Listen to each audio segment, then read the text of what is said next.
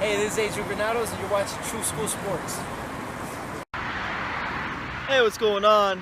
It's your boy BT, and we came here to talk some boxing with the thousands of True School Sports subscribers. Now, we are walking the streets of Hollywood and Dania. We just went to the gym. I haven't slept, I'll tell you guys right now, I haven't slept for like a good 20 hours. We're going on a whole day without sleep. Your boy BT's been on the run. But let's get into the boxing, okay? Now, in light of the fight between Errol Spence and Mikey Garcia, you know, Errol Spence did his thing. He's going to go on to, you know, bigger and better things and you know, push on towards welterweight supremacy. But let's talk about the Mikey Garcia side of things, okay? He lost the fight to Errol Spence, got clinically and thoroughly outboxed by Errol Spence Jr. And now they're really, and honestly, like, look, Mikey Garcia is getting like, and Adrian Broner brought up a good point. And I'm not even a Broner fan, but Broner fought Marcos Maidana, went the full 12 rounds of Marcos Maidana. He didn't get no credit, or didn't get as much credit as Mikey Garcia is for going in against Errol Spence Jr. and not even putting up the same, you know, quality of fight that Broner put up against Marcos Maidana. So with that being said, you know, he's getting a lot of pats in the back from people in the boxing world, but he will get no pats in the back here on True School Sports, because we had to hear from all Mikey Garcia fans in the build up to this fight, on social media, on all that stuff. So we're gonna hold Mikey Garcia accountable. There's only one fight, only one, okay? One fight that I want to hear you going after, okay? And that is the Vasy Lomachenko fight. And then as far as Lomachenko goes, because we know Vasy Lomachenko, you know, he's been ducking fights a lot recently. You know, he ducked Manny Pacquiao. We haven't forgiven him for that yet. I won't forgive him for that. I will not forgive him for that until he fights somebody credible that can actually beat him.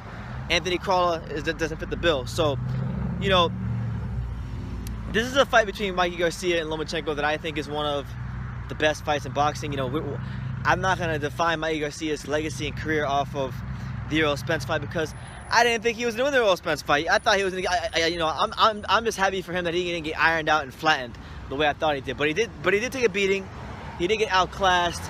He did get, you know, he got found out. Okay. Hold on a second. Let me cross the street. Make sure I don't die here. Hold on.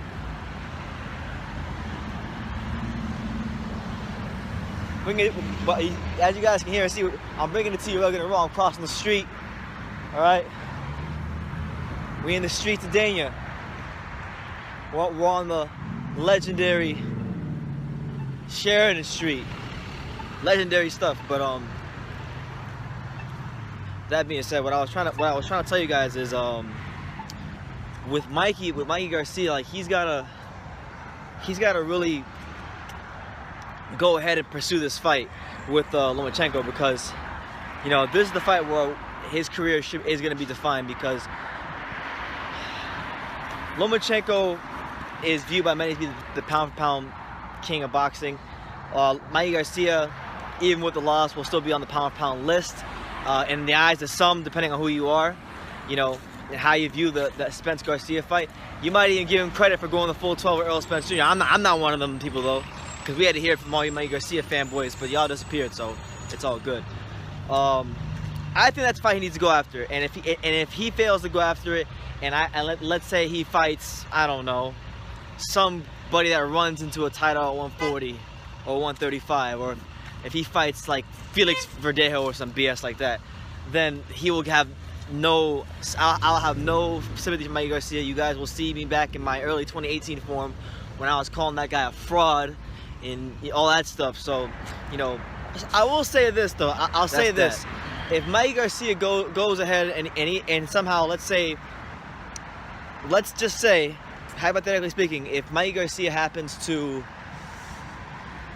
go ahead and fight Manny Pacquiao, like if you got a Manny Pacquiao fight next, that's probably one of the only fights I would say I'll give him a pass for, because, you know, you ain't fighting no bum. You fighting the 8 division champ. You fighting the Pac-Man. You know, and we know the Pacquiao wants all the smoke, regardless what y'all think. He wants all the smoke, and you know, that's a fight where I think Mikey Garcia will lose that fight too, to be honest with you, because Mikey Garcia, his problem, and this will be a problem for him if he continues to fight the elite fighters in any weight class.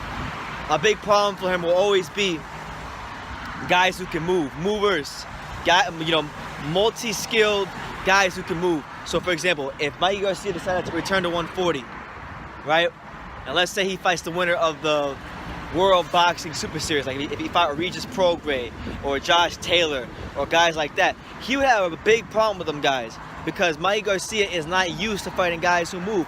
He is used to stationary targets, guys who sit there, let him plant his feet, let him establish his jab, and unless you plan on going back down to 135, 140 and up, it's chock full of guys like that. But for Mikey, there are some good fights in the welterweight division as well. Like if he decides to make a return to the welterweight division, like I think he'd have a good chance against a guy like Sean Porter. I think he would have a good chance against maybe even a Keith one-time Thurman at this stage of his career. So there's a buffet of options for Mikey Garcia, but if he really wants to, get that real big credible win on his resume, that legacy-defining win, it's got to come in the form of the Vasy Lomachenko fight.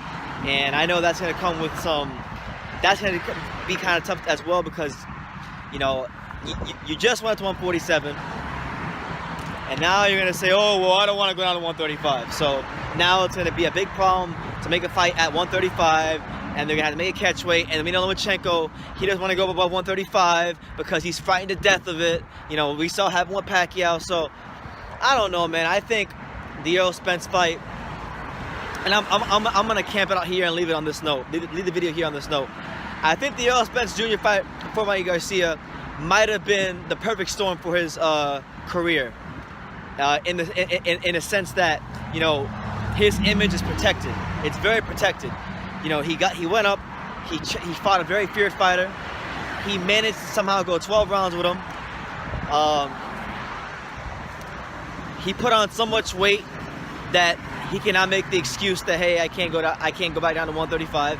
So that it gives him a built-in excuse to not fight Vasy Lomachenko. And all the while he was doing that, he got a career high payday. So look, if Mikey Garcia, if you're looking to duck Vasy Lomachenko, you did a great job in advance. I'm just going to put it out there in advance in case you duck him.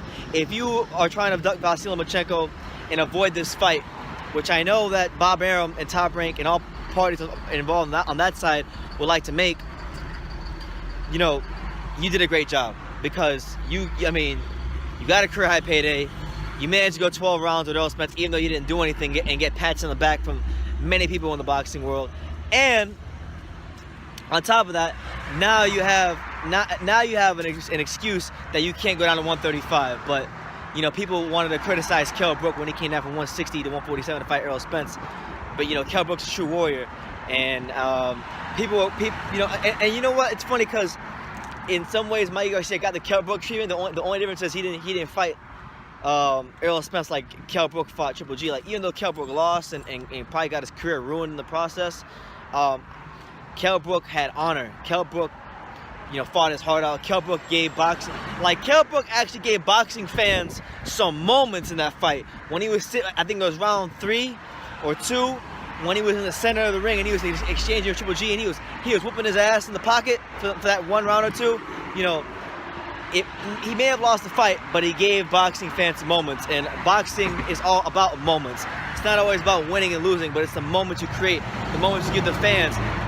Why do you think a guy like Gabriel Rosado, who's 24 and 12 in his career, continues to get fights and people get behind him and want to watch his fights? Because for one, he delivers. 2, he comes to fight, and 3, he gives you moments. So Mikey Garcia, not only did he lose to Errol Spence, not only did he get outclassed by Errol Spence, but he failed to give boxing fans any moments that they can remember in that fight, other than him shelling up, throwing jabs, and doing all that stuff. So I'm gonna leave it at that. Mikey Garcia needs to fight Vasy Lomachenko. No ifs, no ands, or buts about it. That's the fight. And if you're not gonna fight him, it better be Pacquiao or a top welterweight. So there you have it. It's your boy BT walking the streets of Hollywood. going back home to Dania after a nice workout. Leave your comments down below. Take the time to subscribe. We're outside so I can yell this really, really loud. All right? And you can love me or you can hate me. But I'm just a kid from Dania. So until next time, take care, guys.